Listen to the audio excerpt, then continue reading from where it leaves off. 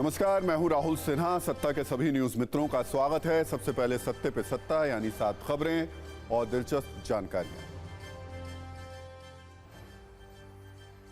आज हम आपको प्रधानमंत्री मोदी के 5 दिवसीय साउथ समागम का हाउसफुल शो दिखाएंगे, जो आखिरी दिन केरल और तमिलनाडु में दिखाई दिया। पीएम ने राहुल के शक्ति वाले बयान का जिक्र करते हुए कहा कि इंडिया गठबंधन वाले हिंदू धर्म का अपमान करते हैं। इस पर हमने पीएम के धुआंधार बयानों वाली एक रील तैयार की है। फिर एंट्री एग्जिट वाली सियासत की बात करेंगे। बिहार में पशुपति पारस ने मोदी मंत्रिमंडल से इस्तीफा दे दिया और कहा कि मेरे साथ नाइंसाफी हुई है। वैसे नाइंसाफी के आरोप हेमंत सोरेन की भाभी सीता सोरेन ने भी लगाए और बीजेपी में शामिल हो गई। इससे किसे फायदा हो सकता है, ये भी समझेंगे। वैसे इस एंट्री एग्जिट के बीच एनडीए में भी एक एंट्री होने की खबर बहुत जल्द आ सकती है। महाराष्ट्र नवनिर्माण सेना के अध्यक्ष राज ठाकरे ने आज दिल्ली में गृह मंत्री अमित शाह से मुलाकात की। इस मुलाकात के मायने क्या हैं, इस पर सियासी कुंजी खोलेंगे। लेकिन आज सत्ता की शुरुआत आपके लिए बहुत जरूरी खबर के साथ। आप भी आयुर्वेदिक दवाओं का इस्तेमाल करते हैं तो इस खबर को बिल्कुल मिस मत करिएगा, क्योंकि बाजार में 10 ऐसी दवाएं हैं जो नकली हैं और 22 दवाएं ऐसी हैं जो मिलावटी हैं। कहीं इस लिस्ट में आपकी दवा तो नहीं है, ये जरूर चेक करिएगा। फिर सत्ता में एल्विश कांड में आए कुछ नए ट्विस्ट दिखाएंगे। एल्विश यादव ने पुलिस की पूछताछ में एक बड़े सिंगर का नाम लिया है, जिससे यह मामला थोड़ा और दिलचस्प हो गया है। वैसे आज हमने सत्ता में यूट्यूबर एल्विश के कारनामों की एक प्लेलिस्ट भी तैयार की है, उसे भी देखिएगा। लेकिन पहले कुछ बड़ी खबरें। दिल्ली में कांग्रेस चुनाव समिति की बैठक हो रही है, जिसमें उम्मीदवारों के नाम पर मंथन जारी है। लेकिन खबर यह है कि कांग्रेस जल्द अपना घोषणा पत्र भी जारी करने वाली है। सूत्रों के अनुसार मैनिफेस्टो में सच्चर कमेटी की सिफारिशों का जिक्र है और कांग्रेस ओपीएस का वादा भी कर सकती है। और सुप्रीम कोर्ट ने सीएए को चुनौती देने वाली 200 से ज्यादा याचिकाओं पर सुनवाई की है। हालांकि कोर्ट ने सीएए पर रोक लगाने से तो इनकार कर दिया, लेकिन केंद्र को नोटिस जारी कर 3 हफ्तों में जवाब देने को कहा है। इस मामले की अगली सुनवाई 9 अप्रैल को होगी। सत्ता में अब बात करते हैं एल्विश यादव जैसे कुछ स्वयंभू कंटेंट क्रिएटर की, जिन्हें हल्की लोकप्रियता और फॉलोअर्स मिलने के बाद उनके अहंकार का अकाउंट ओवर सब्सक्राइब हो जाता है। फिर विवादों की वेब सीरीज के नए नए एपिसोड्स टेलीकास्ट होने लगते हैं। लेकिन इसी गुरूर में एल्विश जैसे लोग ये भूल जाते हैं कि देश नियम, कायदे और कानून से चलता है और जब उन्हें तोड़ा जाता है तो इसकी कीमत भी चुकानी होती है। ये बात शायद एल्विश को अब समझ आ रही होगी। एल्विश यादव यूट्यूब चैनल चलाता है। उसने अपने अकाउंट पर चर्चित वीडियो की कोई ना कोई प्लेलिस्ट जरूर बनाई होगी। लेकिन आज हमने भी सत्ता में एल्विश यादव के कारनामों से जुड़ी एक प्लेलिस्ट तैयार की है, जिसे आपको जरूर देखना चाहिए। पहले एल्विश यादव की पहचान एक यूट्यूबर के तौर पर होती थी, लेकिन अब एल्विश के नाम के आगे पुलिस की फाइल में जहरीले सांपों की तस्करी के भी आरोप हैं। कुछ लोग एल्विश को सोशल मीडिया इन्फ्लुएंसर भी मानते हैं, लेकिन पिछले कुछ दिनों में यही एल्विश यादव मारपीट का ब्रांड एम्बेसडर बन चुका है और अपनी हरकतों से जैसे वो ये संदेश दे रहा हो कि उसे किसी को भी मारने पीटने का जैसे लाइसेंस हासिल है। वैसे एल्विश यादव की एक और पहचान है, वो बिग बॉस OTT 2 के विनर भी रह चुके हैं। लेकिन इन दिनों यही एल्विश यादव बड़े बड़े विवादों का चैंपियन भी है। इस वक्त यूट्यूबर एल्विश यादव 14 दिन की न्यायिक हिरासत में है। खबर है कि पुलिस के सामने एल्विश रेप पार्टियों में सांपों के जहर का इस्तेमाल जैसे गंभीर आरोप कबूल चुका है। पुलिस का दावा यहां तक है कि पैसा कमाने के अलावा अपना सोशल मीडिया फैन बेस बढ़ाने और स्वैग दिखाने के लिए एल्विश यादव ऐसा किया करता था। लेकिन हमारी सभी युवा न्यूज मित्रों से अपील है कि एल्विश की विवादित हरकतों को बिल्कुल भी लाइक, सब्सक्राइब और शेयर ना करें, क्योंकि इसका नतीजा क्या हो सकता है ये आप खुद देख सकते हैं। वैसे एल्विश यादव की मुश्किलें अब बढ़ती जा रही हैं, क्योंकि उसके लिए अब तक असली मुसीबत नोएडा पुलिस थी, लेकिन अब गुरुग्राम पुलिस के भी रडार पर एल्विश का नाम ट्रेंड कर रहा है। नोएडा में सांपों की तस्करी के आरोप में एल्विश की गिरफ्तारी हो चुकी है, जबकि गुरुग्राम के एक मॉल में सागर नाम के यूट्यूबर को पीटने के आरोप में भी एल्विश पर शिकंजा कस सकता है, क्योंकि खबर है कि अब गुरुग्राम पुलिस भी एल्विश को प्रोडक्शन रिमांड पर लेकर पूछताछ कर सकती है। वैसे एल्विश यादव के केस में अब नए नए ट्विस्ट और नए नए किरदारों के नाम सामने आ रहे हैं। ऐसा ही एक चर्चित नाम है सिंगर फाजिल पुरिया का। खबरों के अनुसार ये वो नाम है जो खुद एल्विश ने नोएडा पुलिस के सामने पूछताछ के दौरान लिया। एल्विश के मुताबिक उसने सांप वाला वीडियो फाजिल पुरिया की पार्टी में ही बनाया था। एल्विश ने पुलिस के सामने फाजिलपुरिया की पार्टियों का जिक्र किया है, जिसके बाद पुलिस के रडार पर सिंगर फाजिलपुरिया का नाम भी आ चुका है। और खबर है कि अब पुलिस फाजिलपुरिया को भी नोटिस भेजकर पूछताछ के लिए बुला सकती है। इसलिए सवाल यह उठ रहा है, क्या सांपों की तस्करी वाले इस मामले में अभी कुछ और बड़ी गिरफ्तारियां हो सकती हैं? और क्या एल्विश यादव के कुछ और जहरीले राज सामने आ सकते हैं? वैसे इसकी शुरुआत हो चुकी है और कनेक्शन निकला है मोहाली से। पुलिस ने पीपल फॉर एनिमल के साथ मिलकर मोहाली से सिकंदर नाम के एक सपेरे को गिरफ्तार किया है। दावा है जिस वक्त नोएडा में इस मामले को लेकर एक्शन तेज हुआ, तब एल्विश ने अपने दोस्त हार्दिक के जरिए इसी सपेरे सिकंदर को 7 जहरीले सांप भिजवाए थे। ये सारे सांप सपेरे को मोहाली में ठिकाने लगाने के लिए दिए गए थे। अब पुलिस एल्विश यादव के दोस्त हार्दिक आनंद की तलाश कर रही है और माना जा रहा है कि हार्दिक की गिरफ्तारी के बाद एल्विश यादव को लेकर कुछ और बड़े और चौंकाने वाले खुलासे हो सकते हैं। सांप और सांपों के जहर के इस्तेमाल के मामले में लगातार नोएडा पुलिस की जांच का दायरा बढ़ता चला जा रहा है। रविवार को एल्विश यादव को पूछताछ के बाद गिरफ्तार कर लिया गया और उसे कोर्ट में पेश कर न्यायिक हिरासत में भेज दिया गया था। अब इस मामले में पुलिस की जांच का दायरा लगातार बढ़ता चला जा रहा है। पुलिस सूत्रों का कहना है कि जिसका भी नाम जांच में सामने आएगा उसे पूछताछ के लिए बुलाया जाएगा। सूत्रों के मुताबिक सिंगर फाजिलपुरिया को भी नोटिस भेजकर पूछताछ के लिए पुलिस बुला सकती है।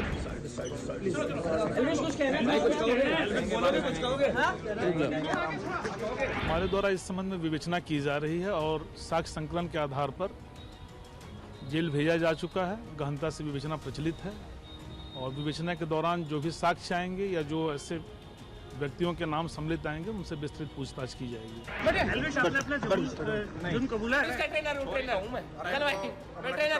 प्रतिबंधित सांपों के साथ एल्विश और फाजिलपुरिया के कई वीडियो भी सामने आए थे। अब एल्विश यादव की गिरफ्तारी के बाद पुलिस की जांच का दायरा बढ़ता चला जा रहा है। कहां-कहां रेव पार्टी की गई, किन-किन सांपों का इस्तेमाल किया गया, किस-किस पार्टी में सांप के जहर का इस्तेमाल हुआ, पुलिस हर एंगल से मामले की तफ्तीश में जुटी हुई है।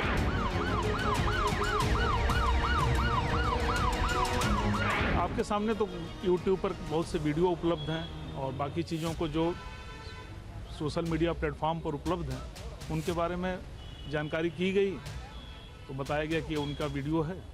उसी के क्रम में आगे हम विवेचनात्मक कार्रवाई भी कर रहे हैं। मिल जाएगी। बाकी मैंने पूछा था, लड़के से जाके कल गया था मैं मिलने, बोला पापा जी मेरी कोई पूछताछ, मैं अंदर पूछा हुआ तेरे से कुछ बोला नहीं, मेरी कोई पूछताछ नहीं हुई है, मेरे को सिंपल मेडिकल कराया और अपने। अच्छा, ये रेव पार्टी वाली क्या कहानी है? रेव पार्टी में तो इसके स्पेलिंग नहीं पता मुझे तो भाई, हमें क्या पता इंडिया में होती भी है। मैं तो कहूँ भारत में भी नहीं होती होगी शायद ये रेव पार्टी, कहाँ होती मुझे थोड़ी पता है। सांपों वाले जो फोटो वीडियो आ रहे हैं ये है जो उसका दोस्त है, उसने बुलाया। राहुल फाजिलपुरिया ने अपना वो कमेंट्स भी दे दिया कि हाँ भाई मेरी वीडियो थी और उससे उठाई गई ये चीज़ें।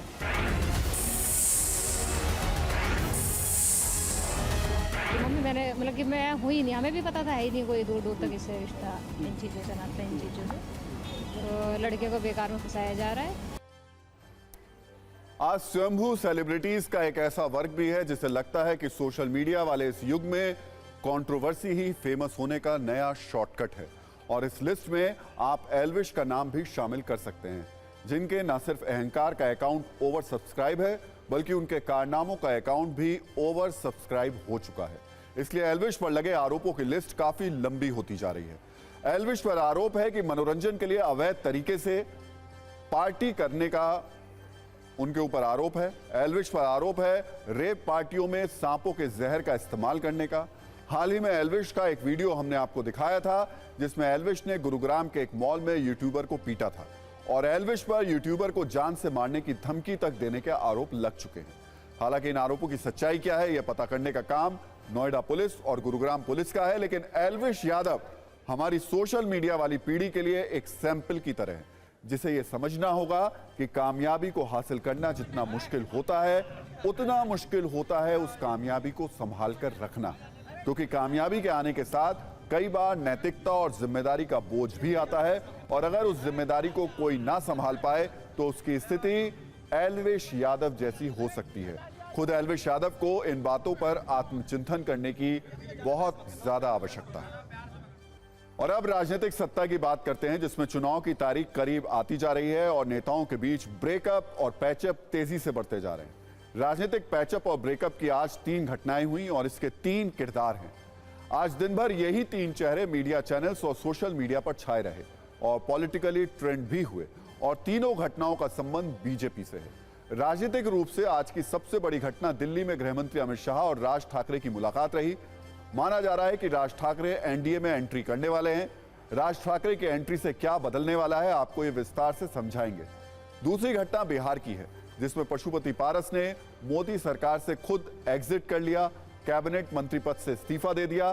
तीसरी घटना बिहार के पड़ोसी राज्य झारखंड की है, जहां हेमंत सोरेन की भाभी और शिबू सोरेन की बहू सीता सोरेन ने परिवार की पार्टी छोड़ दी और वो बीजेपी में शामिल हो गई। इन तीनों राजनीतिक एंट्री और एग्जिट के नफा नुकसान पर विस्तार से सत्ता की कुंजी अब खोलते हैं। पहले बात करते हैं राज ठाकरे की। कल महाराष्ट्र नवनिर्माण सेना यानी एमएनएस चीफ राज ठाकरे दिल्ली पहुंचे थे।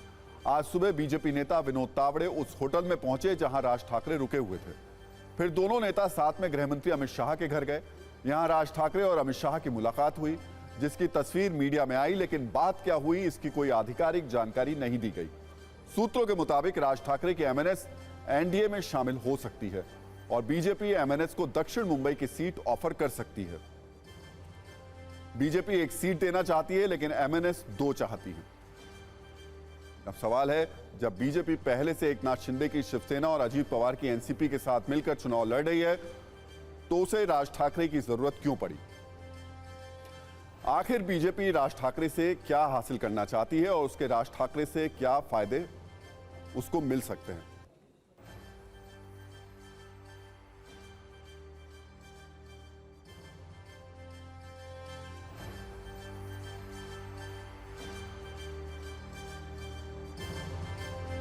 दरअसल मराठी मानुस वोट उद्धव ठाकरे की ताकत है। बीजेपी ने मराठी मानुस वोट के लिए एकनाथ शिंदे को अपने साथ मिलाया था, लेकिन इससे बहुत ज्यादा फायदा नहीं हो रहा। मराठी मानुस वोटरों में राज ठाकरे काफी लोकप्रिय हैं। बीजेपी अब राज ठाकरे के जरिए मुंबई के मराठी मानुस को अपने साथ मिलाना चाहती है। इसके अलावा शिवसेना के जो वोटर उद्धव ठाकरे के प्रति सहानुभूति रखते हैं, वो भी राज ठाकरे के जरिए बीजेपी की तरफ आ सकते हैं। राज ठाकरे की पार्टी का प्रभाव मुंबई, ठाणे, कोंकण, पुणे और नासिक जैसे इलाकों में है, जहां एनडीए को फायदा हो सकता है। बीजेपी राज ठाकरे की पार्टी को दक्षिण मुंबई की वो सीट देना चाहती है जो उद्धव ठाकरे के विश्वास पात्र अरविंद सावंत के पास है। 2014 और 2019 दोनों में अरविंद सावंत दक्षिण मुंबई से बड़े अंतर से जीते थे। एमएनएस के बाल नंदगांवकर यहां से 2009 और 2014 में चुनाव लड़ चुके हैं। दक्षिण मुंबई में राज ठाकरे की पार्टी का अच्छा असर है, उनकी पार्टी अरविंद सावंत को टक्कर दे सकती है। बीजेपी इसी प्लान पर काम कर रही है, लेकिन सवाल यह कि राज ठाकरे की एनडीए में डील डन हो चुकी है।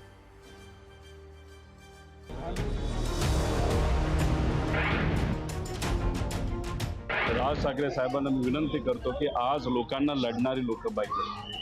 आज जो कोणी महाराष्ट्र धर्मासाठी, महाराष्ट्राच्या हितासाठी सामान्य लोकांच्या वतीने ह्या महाशक्तीच्या विरोधात जो लढेल तो लोकांच्या मनामध्ये बसणार आहे। त्यामुळे आज लढाईची परिस्थिती असताना भाजपबरोबर न जाता आपण एकत्रित येऊन लढलं।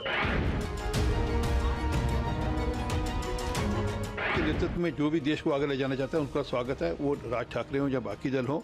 हाँ, उनके आने से गठबंधन मजबूत जरूर होगा। त्यामुळे जितके जास्त लोक संविधानासाठी, सत्यासाठी, बेरोजगारी, महागाई आणि भ्रष्टाचाराच्या विरोधात जी लढाई ही इंडिया आघाडी करते, तो अर्थातच आघाडीमध्ये ज्याला जो जो इच्छुक असेल त्याचा मान सन्मानच होईल। आप सत्ता में जरूर हैं, पर सिर्फ सत्ता का भोग ले रहे हैं, जनता के लिए कोई काम नहीं कर रहे हैं। तो उनको लगा कि चलिए अब एक ठाकरे परिवार के पार्टी को ले लेते हैं, ठाकरे सरनेम भी ले लेते हैं और कोशिश करते हैं जनता के बीच में जाएंगे। तो इससे भी कुछ फायदा होने वाला नहीं है। महाराष्ट्र में एनडीए को मजबूत करने की कोशिश है, लेकिन बिहार में आज एनडीए के एक नाराज पार्टनर ने बाहर निकलने के संदेश दिए। आरएलजेपी के अध्यक्ष पशुपति पारस ने आज नरेंद्र मोदी कैबिनेट से इस्तीफा दे दिया। कल एनडीए में सीट बंटवारा हुआ था, जिसमें पशुपति पारस की पार्टी को एक भी सीट नहीं मिली थी। इससे पशुपति पारस काफी नाराज हो गए। आज उन्होंने मंत्री पद छोड़ दिया। उन्होंने कहा कि उनके साथ अन्याय हुआ है। एक बार सुनिए उनके इस दर्द पर कौन क्या कह रहा है।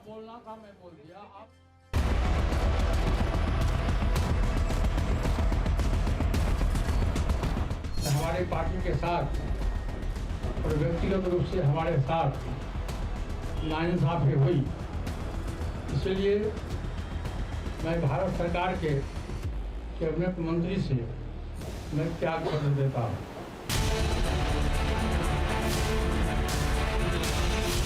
एनडीए में तो ना इंसाफी होती ही है। अच्छा किया उन्होंने छोड़ दिया, उनको बहुत पहले ही छोड़ देना चाहिए था पारस जी को, और वो अच्छा किया उन्होंने छोड़ दिया। नए लोगों को अवसर मिल रहा है तो इनको आशीर्वाद देना चाहिए और मिल करके आगे बढ़ाना चाहिए और इनका भी सम्मान होगा। देश के प्रधानमंत्री नरेंद्र मोदी जी पुराने का भी स्वागत करते हैं, नए का भी अभिनंदन करते हैं, पुराने को सम्मान भी देते हैं।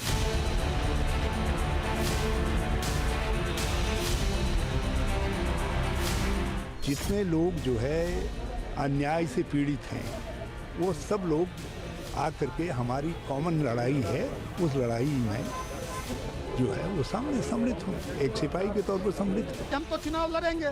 हमारे नेता ने कहा है कि हम साधु संत की जमात तो नहीं है, हम राजनीति करते हैं, कोई हम लोग भजनिया कीर्तनिया तो नहीं है किसी के। हम तो चुनाव लड़ने जाएंगे। 5 साल में चुनाव का पर्व आता है, जनता मालिक की हम लोग सेवा करते हैं 5 साल। केंद्रीय मंत्रिपरिषद में आदरणीय नरेंद्र मोदी जी ने जो सम्मान दिया, तो हम समझते हैं कि सम्मान का राजनीतिक कर्ज के रूप में निश्चित रूप पारस जी को उस कर्ज की अदायगी करना चाहिए, जिसकी अपेक्षा बिहार की जनता भी करती है। पशुपति पारस ने मोदी सरकार से इस्तीफे का ऐलान कर दिया। उन्हें इंडिया की तरफ से ऑफर भी आ रहे हैं, लेकिन उन्होंने अभी तक सोशल मीडिया हैंडल को अपडेट नहीं किया है। उनके एक्स हैंडल पर अभी भी मोदी का परिवार लिखा आ रहा है। अब सवाल है, आखिर क्या माना जाए? क्या पशुपति पारस अब भी इंतजार कर रहे हैं और क्या कोई बातचीत अभी भी चल रही है? हालांकि बिहार के पड़ोस झारखंड से बीजेपी के लिए एक अच्छी खबर आई है। झारखंड में सत्ताधारी जेएमएम को आज बीजेपी ने बड़ा झटका दिया। झारखंड के पूर्व मुख्यमंत्री हेमंत सोरेन की भाभी और विधायक सीता सोरेन आज बीजेपी में शामिल हो गई। दिल्ली में बीजेपी दफ्तर में विनोद तावड़े ने उन्हें पार्टी की सदस्यता दिलाई। इस मौके पर सीता सोरेन ने कहा कि झारखंड के सोरेन परिवार को छोड़कर मोदी जी के विशाल परिवार में शामिल हो रही हूं। उन्होंने कहा कि वो 14 साल जेएमएम में रही। उनके ससुर और दिवंगत पति की अगुवाई में झारखंड अलग राज्य बना। उनका सपना राज्य के विकास का था, लेकिन ये अधूरा रह गया। आज हम झारखंड मुक्ति मोर्चा के महापरिवार को छोड़ करके यशस्वी प्रधानमंत्री नरेंद्र मोदी जी के विशाल परिवार में आज हम शामिल हो रहे हैं। उनका सपना था कि झारखंड को किस तरह से विकसित राज्य बनाया जाए। कई मेहनत किए मेरे स्वर्गीय पति ने, संगठन बनाए, जल जंगल जमीन की रक्षा करने के लिए लड़ाई लड़ी, लेकिन उनकी लड़ाई अधूरी रह गई। तो एनडीए में एंट्री और एग्जिट चल रहा है, तो कांग्रेस अपने घोषणा पत्र को फाइनल करने में लगी है। पूर्व वित्त मंत्री पी चिदंबरम की अध्यक्षता वाली कमेटी ने कांग्रेस के घोषणा पत्र का ड्राफ्ट फाइनल कर दिया। आज घोषणा पत्र के ड्राफ्ट पर कांग्रेस वर्किंग कमेटी में चर्चा हुई। अगले 2-3 दिन में कांग्रेस घोषणा पत्र जारी कर सकती है। कांग्रेस इस बार अपने घोषणा पत्र को न्याय पत्र का नाम दे रही है। सूत्रों के मुताबिक इसमें कई ऐसे वादे हैं जिससे कांग्रेस चुनाव में फायदे की उम्मीद कर रही है। हमारे पास जो एक्सक्लूसिव जानकारी है उसके मुताबिक कांग्रेस घोषणा पत्र में SC/ST समुदाय के लिए स्पेशल बजट का वादा भी कर सकती है। देश में लोकसभा की कुल 131 आरक्षित सीटें हैं। कांग्रेस ओल्ड पेंशन स्कीम यानी OPS को घोषणा पत्र में शामिल कर सकती है। घोषणा पत्र में जांच एजेंसियों के दुरुपयोग से बचने के लिए कानून में बदलाव का जिक्र किया जा सकता है। जम्मू कश्मीर को पूर्ण राज्य का दर्जा देने और तुरंत विधानसभा चुनाव कराने का वादा घोषणा पत्र का हिस्सा हो सकता है। लद्दाख को स्पेशल स्टेटस दिए जाने का वादा भी मैनिफेस्टो में शामिल किया जा सकता है। और इस घोषणा पत्र में सच्चर कमेटी की सिफारिशों का जिक्र किया जा सकता है। इस सब के बीच पीएम मोदी का साउथ समागम जारी है। प्रधानमंत्री मोदी ने आज केरल और तमिलनाडु में धुआंधार रैलियां की। पीएम ने राहुल के शक्ति वाले बयान पर आज भी शक्ति बाण चलाए। उन्होंने कहा कि इंडिया गठबंधन वाले हिंदू धर्म का अपमान करते हैं।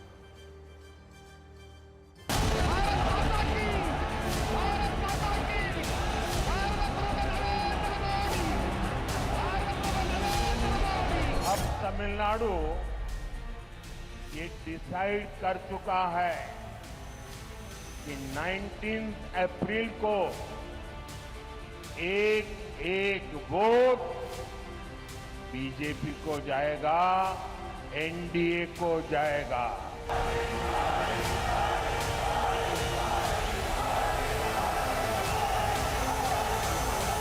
हिंदू धर्म में शक्ति का मतलब होता है मातृशक्ति, नारी शक्ति।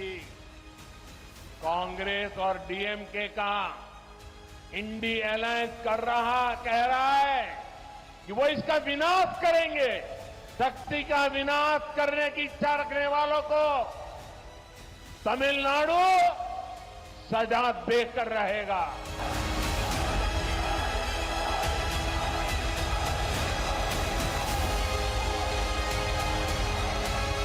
डीएमके और कांग्रेस का मतलब है बिग करप्शन। डीएमके और कांग्रेस का मतलब है वन फैमिली रूल। इसलिए देश में कांग्रेस की छुट्टी हुई तो देश आज 5G टेक्नोलॉजी में पहुंच गया है।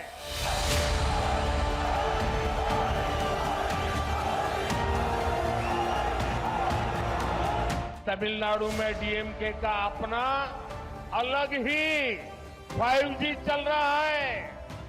डीएमके का 5G आने एक ही फैमिली की 5th जनरेशन का तमिलनाडु पर कब्जा।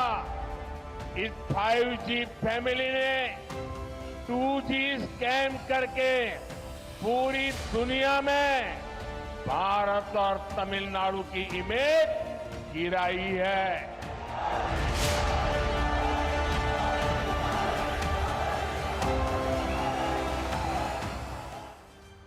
और खबरों की स्टीयरिंग को अब भारत के चुनाव से अमेरिका के चुनाव की तरफ मोड़ते हैं, जहां दुनिया की बड़ी टेक कंपनी गूगल पर बहुत बड़ा आरोप लगा है।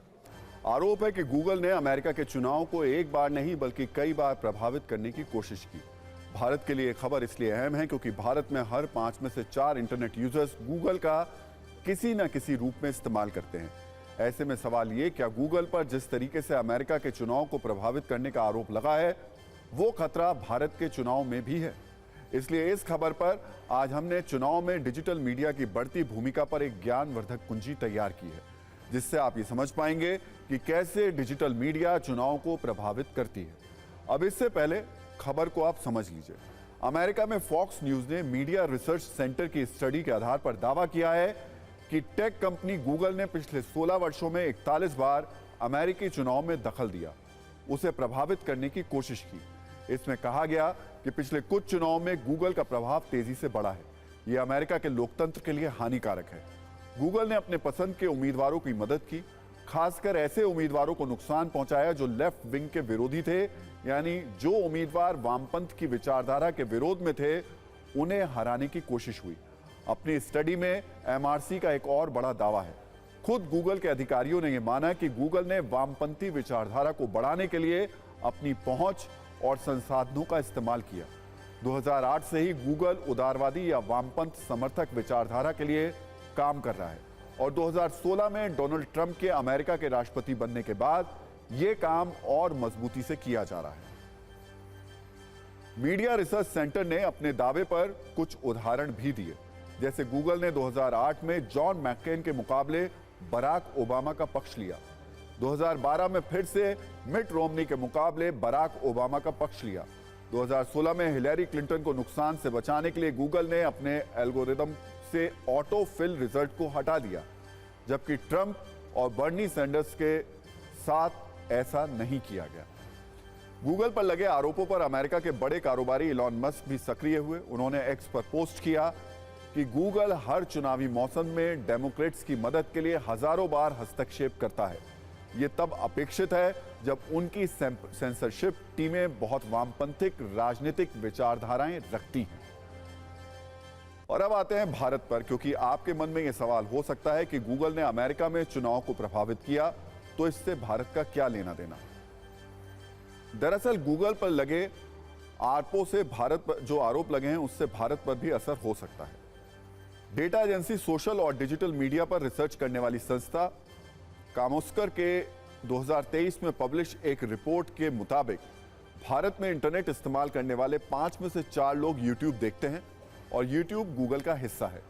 सर्वे के अनुसार जून 2023 में 35 वर्ष से अधिक उम्र के लोगों ने औसतन रोजाना लगभग 70 मिनट YouTube देखने पर खर्च किए।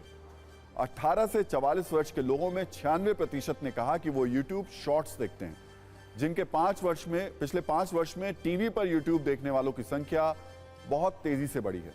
भारत के शहरी क्षेत्रों में जो लोग टीवी पर YouTube देखते हैं उनमें 33% दर्शक केबल टेलीविजन बिल्कुल नहीं देखते हैं। आप इन आंकड़ों से समझिए गूगल कैसे लोगों के फोन में, लैपटॉप में, टीवी में प्रवेश कर चुका है और ऐसी स्थिति में अगर वो किसी को मैनिपुलेट करना चाहे तो उसके लिए बहुत ही आसान बात है कि इस रिपोर्ट में कुछ भी नया नहीं है। पुराने निराधार और गलत शिकायतों को फिर से जमा किया गया है। ये आरोप अदालतों में साबित होने में विफल रहे हैं। नेता ऐसे दावे करते हैं लेकिन हम अपने प्लेटफॉर्म को पक्षपाती या गलत बनाने की कोई इच्छा नहीं रखते। वैसे भारत के चुनाव में सोशल मीडिया के जरिए इन्फ्लुएंस का आरोप भी लगता रहा है। 2020 में सोनिया गांधी ने कहा था कि लोकतंत्र को हैक करने के लिए सोशल मीडिया का उपयोग करने का खतरा बढ़ रहा है। फेसबुक और ट्विटर जैसी वैश्विक कंपनियों का इस्तेमाल नेताओं, राजनीतिक दलों और उनके प्रतिनिधियों द्वारा राजनीतिक विमर्श बनाने में किया जाता है। फेसबुक पर ऐसे आरोप लगे हैं कि वो बीजेपी को मदद करती है। कांग्रेस ने 2020 में फेसबुक के सीईओ मार्क जुकरबर्ग को चिट्ठी लिखकर इसकी शिकायत भी की थी। फेसबुक और एक्स पर हेट स्पीच को सेंसर करने और ना करने का विवाद भी भारत में हो चुका है। भारत के चुनाव में सोशल मीडिया के बढ़ते असर को देखते हुए चुनाव आयोग राजनीतिक दलों और उम्मीदवारों के सोशल मीडिया प्रचार पर भी निगरानी रखेगा। सोशल मीडिया को भी आदर्श आचार संहिता के दायरे में लाया गया है। इसके साथ ही फेसबुक, गूगल जैसे सोशल मीडिया प्लेटफॉर्म्स भी चुनाव को देखते हुए कंटेंट की निगरानी उनकी की जाएगी।